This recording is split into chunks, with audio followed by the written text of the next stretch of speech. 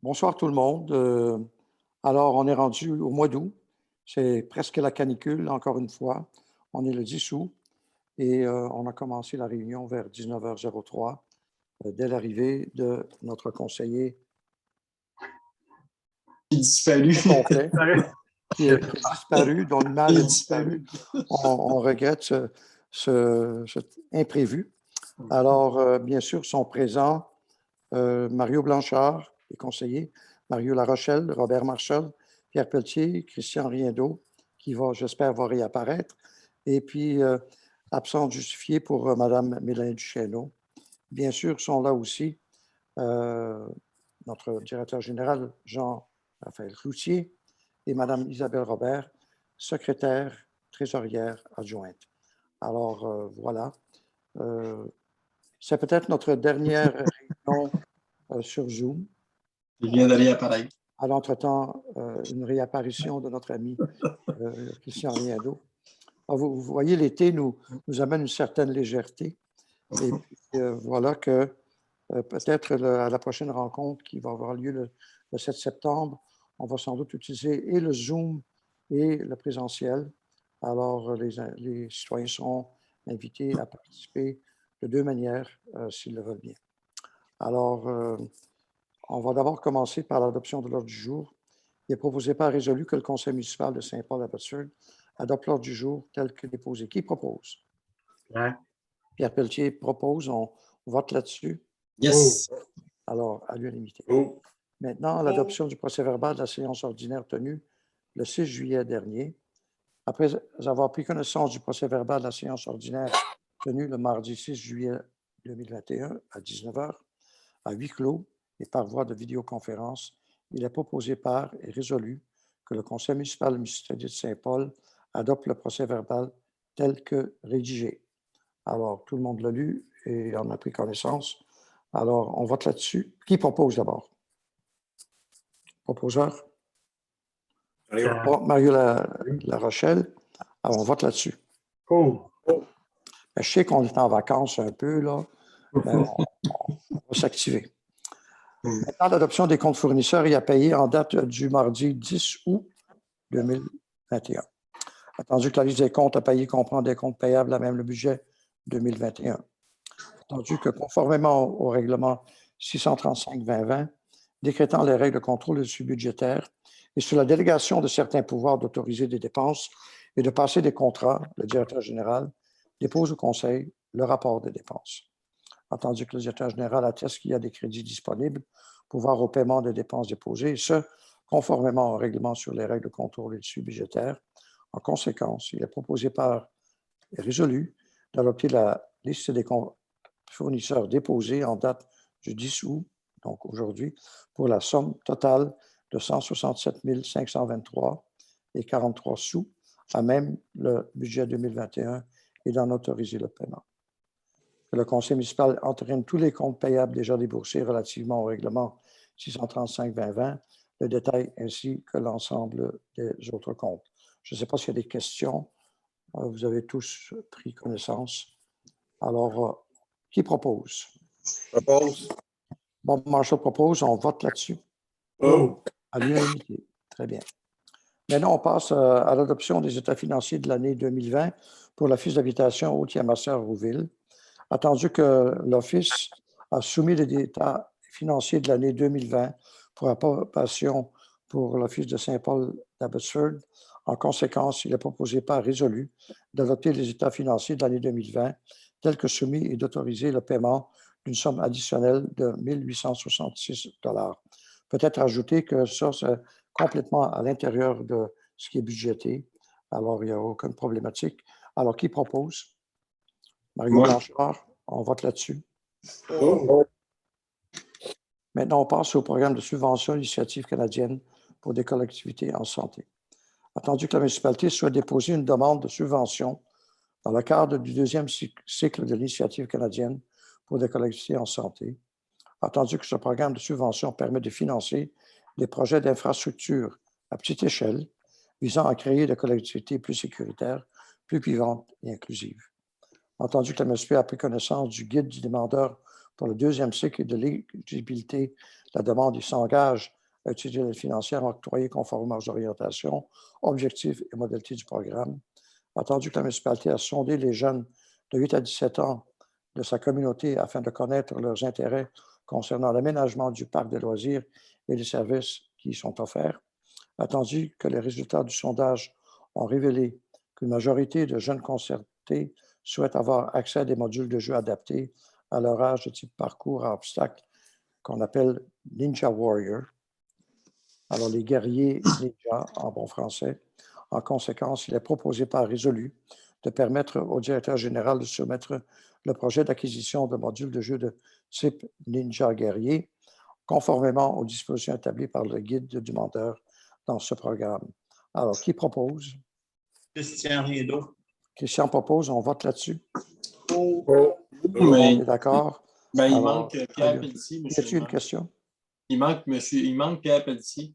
Ah, Pierre, tu as disparu. Puis normalement, tous les membres doivent voter. Oui, oui, oui. Donc, je ne sais pas qu'est-ce qu'on fait dans ce temps-là. Mais... On doit attendre. On va attendre encore.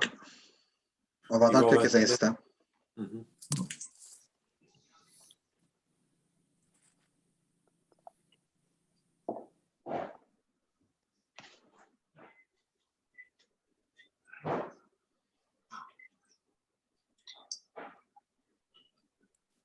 On peut aussi suspendre en attendant. Oui. Je propose. Hein, Bon, on peut suspendre effectivement. Est-ce qu'on arrête l'enregistrement? On peut arrêter l'enregistrement. Je peux marquer à travers le procès-verbal qu'on suspend la rencontre à 19h10. Pour les citoyens, il va y avoir un deuxième enregistrement qui va reprendre dès que M. Pelletier Très bien. réintégrer la rencontre. Alors, c'est noté au procès-verbal, 19h10. Parce que là, le quorum vient de changer. Alors, voilà. On a encore quorum, mais c'est pour... Parce que c'est l'obligation de voter. Oui, on est obligé, comme conseiller, de voter. On ne peut pas ne pas voter. Exactement. C'est ça qui est la particularité de Zoom. Là. On ne peut pas s'abstraire du vote. Alors, c'est noté au procès-verbal. Bienvenue. Bienvenue. C'est moi. OK. Alors, on reprend. Est-ce que tu as arrêté l'enregistrement, Jean-Raphaël? Non, je ne l'avais pas arrêté. Je n'avais pas OK, encore... très bien. On peut donc reprendre. Et on a un proposeur qui était Christian Rideau et on vote sur donc, la proposition pour le Ninja Guerrier.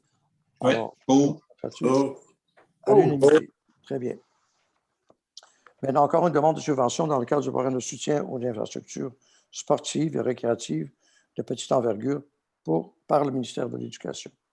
Attendu qu'un municipalité a sondé les jeunes de 8 à 19 ans dans sa communauté afin de connaître les intérêts concernant l'aménagement du parc des loisirs et les services qui y sont offerts. Attendu, les résultats du sondage ont révélé qu'une majorité de jeunes concertés souhaitent avoir accès à une piste multidisciplinaire pour la pratique du sport à roulettes de type pump track. Alors, vous apprenez tous un nouveau terme, j'en suis certain. Attendu que la municipalité souhaite déposer une demande de subvention au ministère de l'Éducation dans le cadre du programme de soutien à l'infrastructure sportive et récréative de petite envergure pour un projet d'installation d'une piste multidisciplinaire pour la pratique du sport à roulettes de type pump track. Attendu que la municipalité s'engage à payer sa part des coûts admissibles et non admissibles au projet et à payer les coûts d'exploitation continus de ce dernier, à assumer toute hausse de budget de fonctionnement généré par le projet et à ne pas accorder de contrat relatif à des coûts directs avant l'obtention d'une lettre d'annonce du ministre. En conséquence, il est proposé par résolu d'autoriser la municipalité à déposer une demande d'aide financière au ministère de l'Éducation dans le cadre du dit programme et donc pour avoir la pratique du sport à roulettes de type pump track, que le directeur général Jean-Raphaël Cloutier soit autorisé à signer pour et au nom de la municipalité cette demande de subvention. Alors, c'est une première étape alors, pour aller de l'avant. Qui propose? Christian Rideau. Christian propose, on vote là-dessus. Oh. Tout le monde est d'accord. Maintenant, subvention sportive et culturelle pour Marie-Lou Meunier pour la compétition de danse e-danse régionale. Attendu la résolution 20-21-04-32, adoption de la politique de demande de subventions sportives et culturelles, adoptée lors de la séance du 6 avril dernier. Attendu que la municipalité a reçu une demande de subvention sportive datée du 13 juillet 2021 qui lui a été retransmise par Mme Isabelle Chouinard, maire de Marie-Lou-Meunier et résidente de Saint-Paul. Attendu que Marie-Lou Meunier appartient à une compétition de danse de niveau régional avec l'école Tendance et qui s'est tenue à Saint-Hyacinthe le 10 et 11 juillet dernier. En conséquence, il est proposé par résolu de verser la somme de 100 $ à Marie-Lou Meunier pour sa participation à la compétition e-danse telle que définie par les modalités de la politique de demande de subventions sportives et culturelles. Alors, proposé par Christian Riendo. Christian propose. On vote là-dessus. Paul. Tout le monde d'accord, donc à l'unanimité. Maintenant, on fait le dépôt du procès-verbal du CCU du 14 juillet dernier. Le directeur général donc dépose le procès-verbal de l'Assemblée du comité consultatif d'urbanisme tenu le 14 juillet 21. Peux-tu dire quelque chose là-dessus, Jean? Ben, le document est rendu disponible aux conseillers. Vous avez tout pris compte du document? Oui, Oui. parfait. Parfait. Alors, on peut continuer sur le dépôt des rapports de l'inspecteur municipal pour les mois de juin et juillet. Même chose, donc. Même chose. Alors, le dépôt des rapports de l'inspecteur a été transmis au conseil municipal là, pour consultation. Très bien. Maintenant, on passe à quelques dossiers qui résultent du comité de consultation de l'urbanisme. Demande de plan d'implantation et d'intégration architecturale, le PIIA, pour une construction maison au 1230 rue Brodeur. Attendu que le projet est assujetti au plan d'implantation et d'intégration architecturale en vertu de l'article 3.1.2 du règlement sur le PIA 616-2018. Attendu que la construction projetée est en tout point conforme à la réglementation municipale. Attendu que la construction projetée répond à l'ensemble des critères applicables réellement sur le PIA également. Entendu que le comité consultatif d'urbanisme recommande favorablement cette demande de PIA. En conséquence, il est proposé par résolu d'accepter la demande de plan d'implantation et d'intégration architecturale visant la construction d'une maison unifamiliale isolée au 1230 rue Brodeur, telle que présentée. Proposé par Christian Riendo. Christian propose, on vote là-dessus. Paul. Tout le monde d'accord? Maintenant, pour la même adresse, une demande aussi d'implantation et d'intégration architecturale pour un garage. La construction projetée est en tout point conforme à la réglementation municipale, attendu que les matériaux y atteints choisis s'agenceront parfaitement avec la maison, attendu que le comité consultatif d'urbanisme recommande favorablement cette demande de PIA, en conséquence, il est proposé par résolu d'accepter la demande de PIA visant les constructions d'un garage privé détaché tel que présenté. Proposé par Christian. Christian Riendo propose. On vote là-dessus. Paul. Pour que les citoyens comprennent, Christian est notre représentant conseiller au CCU, donc c'est pour ça qu'il lève la main pour proposer. Demande de plan d'implantation, donc, pour le 750 rang Papineau, attendu que le projet est assujetti donc au PIA, attendu que la construction est conforme en tout point à la réglementation municipale, attendu que les matériaux et teintes choisis s'agenceront parfaitement avec la maison, attendu que le comité consultatif d'urbanisme recommande donc favorablement cette demande de PIA. En conséquence, il est proposé par résolu d'accepter la demande de PIA visant la construction d'un garage privé détaché tel que présenté. Qui propose? Christian Riendo. Christian Riendo. Et on vote là-dessus. Paul. À l'unanimité. Maintenant, un autre projet, PIA, au 1290 rue Brodeur, donc en vertu de l'article 3.1.2 du règlement sur les PIA, tandis que la maison projetée répond à l'ensemble des critères applicables en vertu du règlement sur les PIA, que le comité consultatif recommande favorablement cette demande de PIA. En conséquence, proposé résolu d'accepter la demande de plan d'implantation et d'intégration architecturale visant le rafraîchissement du bâtiment principal ainsi que du garage isolé détaché au 1230 rue Brodeur. Alors, qui propose? Question, Christian. Oui. Excusez-moi. Dans le titre, on parle du 1290 rue Brodeur, alors qu'à la toute fin, on parle du 1230 rue Brodeur. Ah oui, c'est ça qui m'a... Oui, exactement, Pierre. C'est quoi l'adresse précise? C'est 12,90. Je pense que c'est 12,90. Si vous me laissez un petit moment, je vais pouvoir aller Parce que le valider. 12,30, c'est l'autre qu'on a. C'est l'autre qu'on a fait avant. Alors, il s'agit ça. du 12,90. Merci Pierre pour ta vigilance. Alors, Juste de la voilà. correction, simplement. C'est un petit peu plus loin sur la même rue. Oui. Alors, proposé par, est-ce qu'on a. Oui, c'est bien le 12,90. On vote là-dessus. Donc, tout le monde d'accord? C'est ça? Oui. Très bien, on continue. Maintenant, à nouveau, une demande donc de PIA pour la construction d'une maison au 425 sur le chemin de l'Ange-Gardien. Attendu que le projet est assujetti au plan, donc au PIA, en vertu de l'article 3.1.2. Attendu que la construction projetée est en tout point conforme à la réglementation. Attendu que la construction projetée répond à l'ensemble des critères applicables en vertu du règlement des PIA.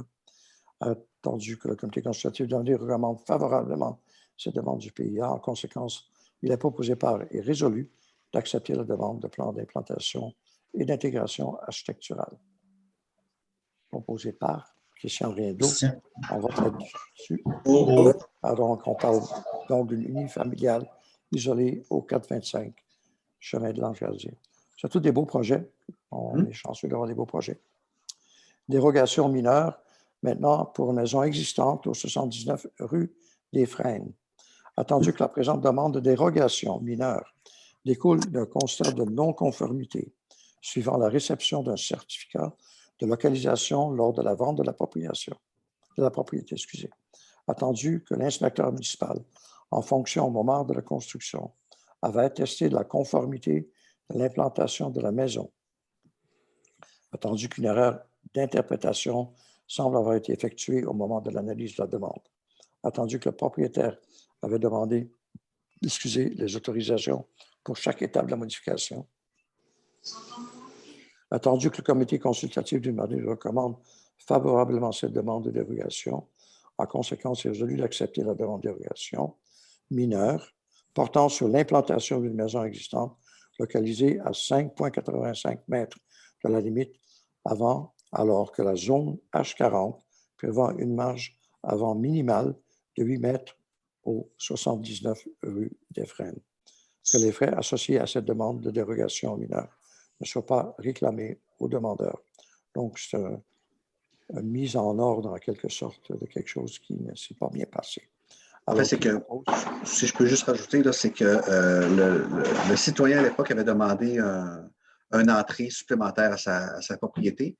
Et puis, dans l'interprétation de l'inspecteur, il jugeait que si on vient fermer cette nouvelle entrée-là, ça devenait un agrandissement de maison, d'où qui devait dépasser la norme pour les marges en façade, qui était de 5,85 au lieu de 8 mètres quelques prescrits. Alors, pourquoi il faut régulariser la situation concernant une vente de propriété? Très bien. Alors, proposé par Christian Riendo, et on vote là-dessus. Tout le monde d'accord. Maintenant, pavage durant Saint-Ours, pavage Géo. Attendu que la municipalité désire procéder des travaux de réfection de la chaussée durant Saint-Ours, qui en a vraiment besoin. Attendu le règlement numéro 632-2019 sur la gestion contractuelle permettant à la municipalité de prévoir des règles de passation de contrat qui comportent une dépense d'au moins 25 000 $, mais inférieure au seuil de la dépense d'un contrat qui ne peut être adjugé qu'après une demande de soumission publique en vertu de l'article 935 du Code municipal du Québec. Attendu que la municipalité a demandé une soumission à l'entreprise Pavage Géo. Attendu que l'entreprise Pavage Géo a soumis une offre de service pour la réfection durant Saint-Ours en date du 6 mai dernier au montant de 187 $ la tonne posée.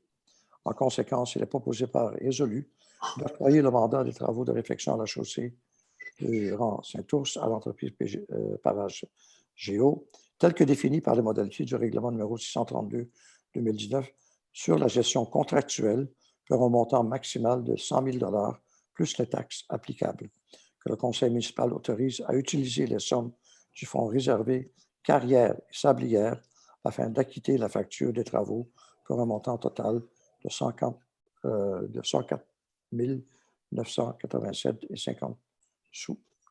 Alors, est-ce que ce serait possible d'avoir des explications sur la nature des travaux? Oui, vas-y, Christian. Bonne question, merci.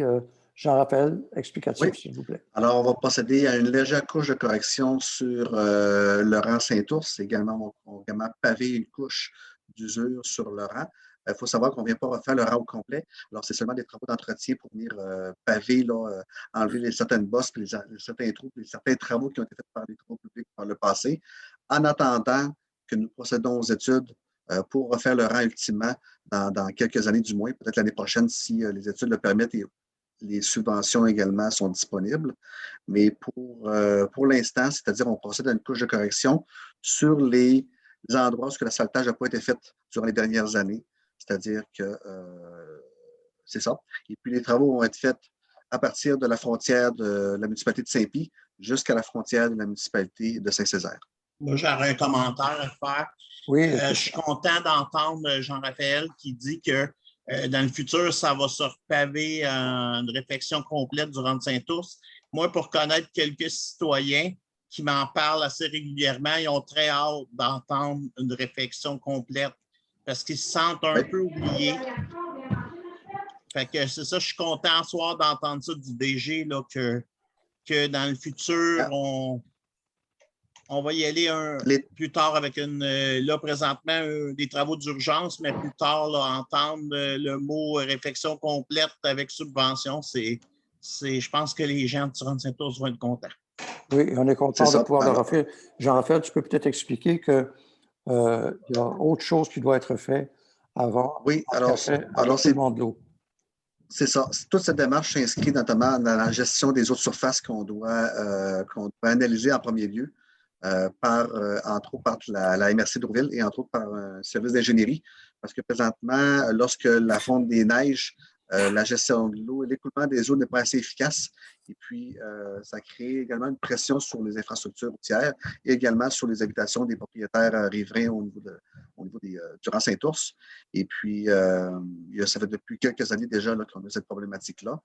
Présentement, comme j'ai dit en introduction, on est en train de faire les études dans un premier temps pour ensuite proposer des méthodes correctives pour la gestion des eaux de surface, pour avoir un meilleur écoulement.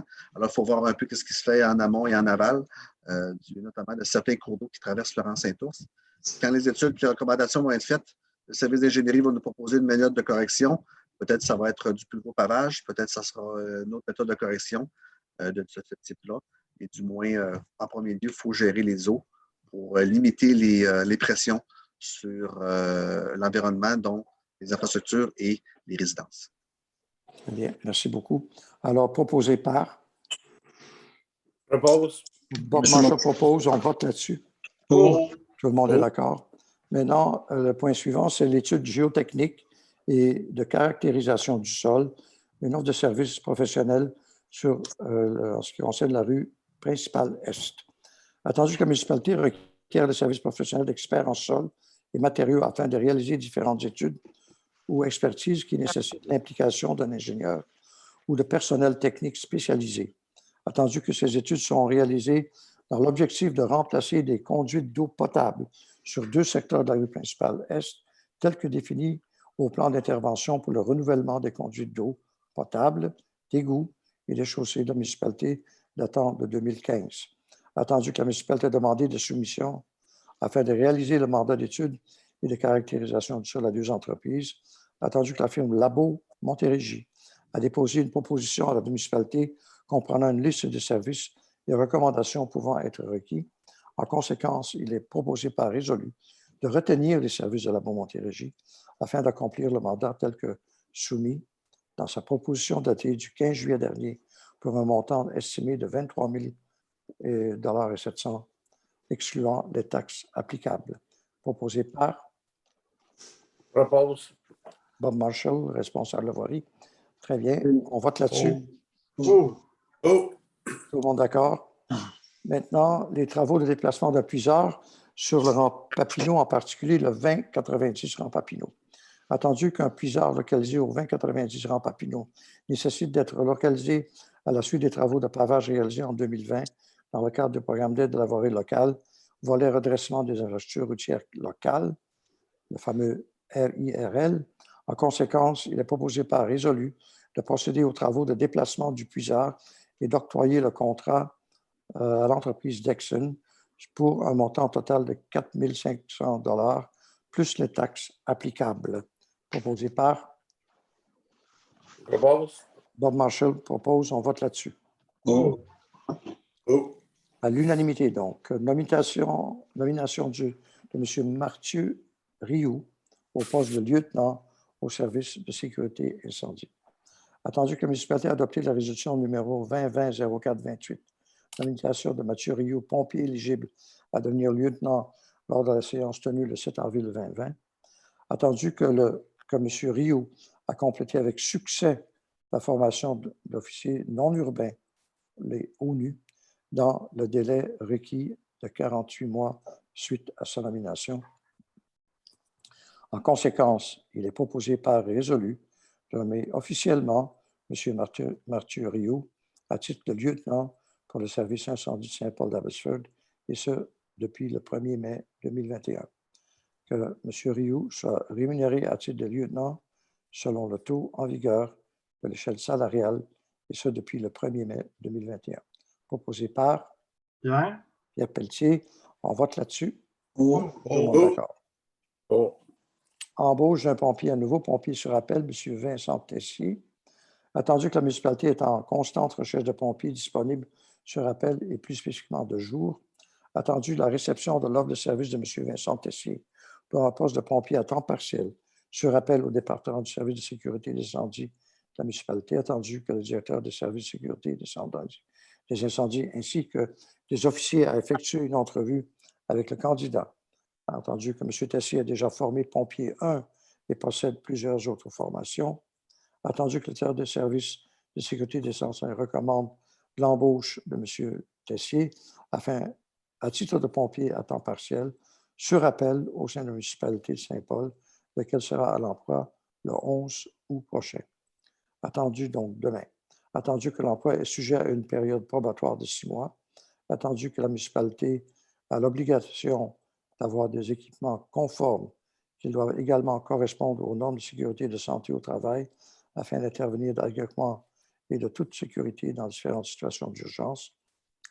Attendu que la municipalité procédera à l'achat d'un habit de combat et tout autre équipement obligatoire afin de voir à la sécurité de ce pompier, et ce, conditionnellement à son statut d'employé municipal. En conséquence, il est proposé par et résolu de retenir la candidature de M. Tessier, qui est un résident de Saint-Paul, pour combler un poste de pompier à temps partiel sur appel au service d'incendie à compter du 11 août et selon les dispositions établies à cette obligation et les politiques du service de sécurité des incendies. Proposé par Pierre. Très bien. Alors, bienvenue à M. Tessier et félicitations à M. Rioux. Alors, voilà. On vote. On passe. On vote là-dessus, excusez. Oh. Tout le monde d'accord. On passe aussi à l'embauche d'un pompier auxiliaire, pompier sur appel, M. Pascal Davio. Attendu qu'un poste de pompier auxiliaire est disponible à la municipalité. Attendu qu'un processus d'entrevue a été effectué. Attendu que le directeur du service de sécurité des incendies, M. C. Poulain, a recommandé l'embauche de M. Davio à titre de pompier auxiliaire sur appel au sein de la municipalité, lequel a satisfait aux exigences de l'évaluation physique et théorique. Attendu que l'emploi est sujet à une période probatoire d'1 année, attendu que M. Davio s'engage à poursuivre la formation nécessaire reconnue par l'École nationale des pompiers du Québec dans un délai de 48 mois, et ce à compter de la fin de sa probation ou selon les directives de M. Poulain. En conséquence, il est proposé par résolu de retenir la candidature de M. Davio à titre de pompier auxiliaire sur appel pour le service de sécurité incendie de la municipalité, ce à compter du 11 août 2021 et selon les dispositions de l'entente établie entre les parties. Que le pompier auxiliaire signe préalablement à toute formation certifiée une entente de contrat de formation avec la municipalité. Alors, qui propose? Pierre. Pierre Pelletier. Alors, on vote. Oh. Alors, bienvenue à M. Davio également. Renouvellement de l'entente, dans tout le monde d'accord, donc prochain point, Oui. renouvellement de l'entente intermunicipale incendie pour l'année 2022. Attendu que la régie intermunicipale d'incendie de Mont-Saint-Grégoire et Sainte-Brigitte-d'Iberville a transmis à la municipalité de Saint-Paul une proposition de renouvellement de l'entente intermunicipale de prévention incendie concernant les risques moyens, élevés et très élevés pour l'année 2022. Attendu que l'indice des prix plutôt à la consommation pour la province de Québec de mai 2020 à mai 2021 est de 4,1 %, attendu que le tarif pour la prévention incendie sera augmenté de 4,50 $ pour l'année 2022, suivant le calcul du taux de l'IPC, attendu que toutes les autres conditions stipulées à l'entente actuelle et applicables pour l'année en cours demeureront identiques pour l'année 2022. En conséquence, il est proposé et résolu que la municipalité accepte la proposition de renouvellement de la régie intermunicipale d'incendie de Mont-Saint-Grégoire et Sainte-Brigitte-d'Iberville, telle que soumise avec une majoration du tarif horaire du technicien de 4,50 $. Que la présente résolution soit transmise à la régie comme le document faisant foi de l'acceptation officielle du renouvellement de l'entente du 1er janvier 2022 au 31 décembre 2022 avec la municipalité. Proposé par Pierre Pelletier, propose. On vote là-dessus. Très bien, comme on est très satisfait des services, donc on continue. Est-ce qu'il y a des rapports de délégués? Pas pour moi. Moi, j'ai rien qu'une question, Oui. Monsieur le maire, Oui. peut-être pour le directeur général. On a parlé là, de l'entente pour les étudiants hier en plénière pour Amibus. Oui. Est-ce qu'on avait besoin de passer une résolution pour ça ou non? C'était pas Non, requis? c'était pas OK. requis, non. C'est beau. Je voulais juste être sûr qu'on n'oubliait pas quelque chose. OK, merci. Merci, Mais Mario. je peux m'en informer, mais non, je pense pas. OK, c'est beau. Très bien. Alors, ce qui a trait au rapport délégué, le rapport du maire de la MRC, ça va aller à la prochaine section, vu que la session de la MRC aura lieu le 18 août prochain. Alors, J'aimerais, M. le maire, que vous nous parliez de l'éco-centre. J'aimerais que vous nous parliez de l'éco-centre. Ben, peut-être la prochaine séance, Oui. mais j'aimerais ça que vous nous apportiez des chiffres avec les tonnages versus Oui, Saint-Césaire versus Marieville. Puis... Oui, très bien. En tout cas, c'est déjà, Christian, et à tout le monde qui veut le consulter, vous pouvez aller sur le site de la MRC. Ces chiffres sont déjà très disponibles. Donc, il y a un rapport mensuel qui a été mis par la MRC. Il s'agit de faire un clic sur leur site en regardant Écocentre. Les résultats, les rapports sont là. Mais ça me fait plaisir quand même de les apporter la prochaine fois. Mais j'aimerais aussi vous mentionner que l'hiver, ça pourrait être intéressant d'avoir des journées ouvertes. Là. Ouais. Parce que Marieville, c'est vraiment pas notre place d'affaires pour Saint-Paul-d'Abbotsford. Moi, je ne vais quasiment jamais là. Oui. C'est dommage d'être obligé d'aller porter ça à Marieville, nos choses d'hiver. Oui. Ça serait le fun s'il y avait un peu d'ouverture ou d'essayer d'accommoder les gens de Saint-Paul-Ange-Gardien, Saint-Césaire avec des heures, des mois élargis. Là. Oui. Ça serait un souhait que je vous fais. Très bien. Bien, on peut faire cette recommandation à même le conseil en septembre, si vous le désirez. Alors, moi, je vais la transmettre, bien sûr, à la rencontre des maires et des mairesses qui a lieu le 18 août et au début du mois de septembre, dans la mi-septembre. Alors, j'ai 2 opportunités avant les prochaines élections. Alors, voilà. Merci. Est-ce qu'il y a eu des questions, Jean-Raphaël? Non, je n'ai aucune question spécifique pour le conseil. Des citoyens? Non, très bien. Alors, on peut passer à la levée de l'Assemblée. Il est proposé donc et résolu que la séance ordinaire du Conseil municipal de Saint-Paul soit levée à 19h37. Et qui propose? Christian. Christian propose. On vote là-dessus. Très bien. Alors, merci à tous et bonne continuation de l'été. N'oubliez pas de participer le 7 septembre prochain et le 21 septembre aux 2 séances à la fois publiques et sur Zoom. On traitera de la présentation de notre plan de développement du cœur du village. Alors, ça doit sans doute intéresser pas mal de monde. Alors, au plaisir de vous voir et continuez à avoir un bel été. Ça fait du bien qu'il fait chaud, qu'il ne pleut pas trop. Alors, les cultures des agriculteurs vont bien. On est content pour ça. Alors, et les fraises sont toujours aussi bonnes. Alors, au plaisir. Au revoir. J'aimerais ça juste, excusez-moi, M. le maire, j'aimerais ça juste préciser pour la prochaine séance publique, vu qu'on doit respecter les exigences du gouvernement et puis les disponibilités et la grandeur de la salle du conseil, les places vont être limitées. Alors, ça va être malheureusement premier arrivé, premier servi. Alors, je n'ai pas encore le nombre de places disponibles. Ça devrait être alentour d'à peu près 15-20 places là, qui vont être disponibles.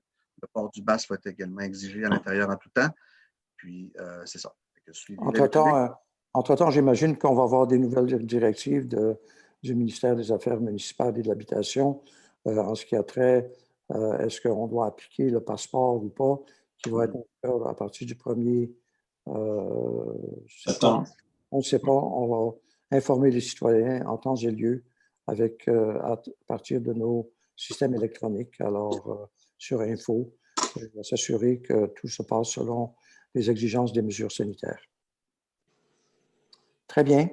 Bien, bonne soirée à tous et à bientôt. Merci.